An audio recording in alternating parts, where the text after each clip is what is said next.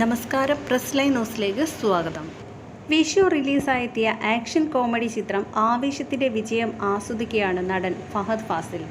ഫഹദിൻ്റെ ആരാധകർ ഏറ്റവും കൂടുതൽ കാത്തിരിക്കുന്ന പ്രൊജക്റ്റുകളിൽ ഒന്നാണ് അല്ലു അർജുനൊപ്പമുള്ള പുഷ്പ ദി റൈസ്.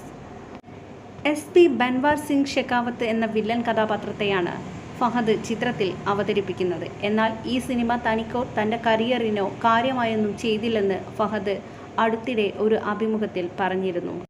പുഷ്പയ്ക്ക് ശേഷം ആളുകൾ തന്നിൽ നിന്ന് മാജിക് പ്രതീക്ഷിക്കുന്നുണ്ടെന്നും എന്നാൽ ഇത് സുകുമാറിനോടുള്ള ശുദ്ധമായ സഹകരണവും സ്നേഹവും മാത്രമാണെന്ന് ഉറപ്പുണ്ടെന്നും ഫഹദ് പറഞ്ഞു. തൻ്റെ ജീവിതം മലയാള സിനിമയിലാണ്. പുഷ്പ തൻ്റെ ജീവിതം മാറ്റുമെന്ന് കരുതുന്നില്ല. പാൻ ഇന്ത്യയുമായി ഒരു ബന്ധവുമില്ലാത്ത ഒരു നടനാണ് താൻ. മോളിവുഡിൽ താൻ ചെയ്യുന്ന സിനിമകൾ മറ്റെവിടെയും ചെയ്യാൻ കഴിയില്ല. ഇത് പുഷ്പയുടെ സംവിധായകനായ സുകുമാറിനോടും പറഞ്ഞിട്ടുണ്ട്. തൻ്റെ സിനിമകൾ കണ്ടതിന് ശേഷം കരൺ ജോഹർ വിളിച്ച് സീനുകളെക്കുറിച്ചുള്ള വിശദാംശങ്ങൾ നൽകുമെന്നും ഫഹദ് പറഞ്ഞു. അതേസമയം ഓഗസ്റ്റ് 15-നാണ് ചിത്രത്തിൻ്റെ റിലീസ്. പുഷ്പരാജ് എന്ന കഥാപാത്രമായി അല്ലു അർജുൻ എത്തുന്ന ചിത്രത്തിൽ രശ്മിക മന്ദാനയാണ് നായിക. 5 ഭാഷകളിലായാണ് രണ്ടാം ഭാഗവും ഒരുങ്ങുന്നത്.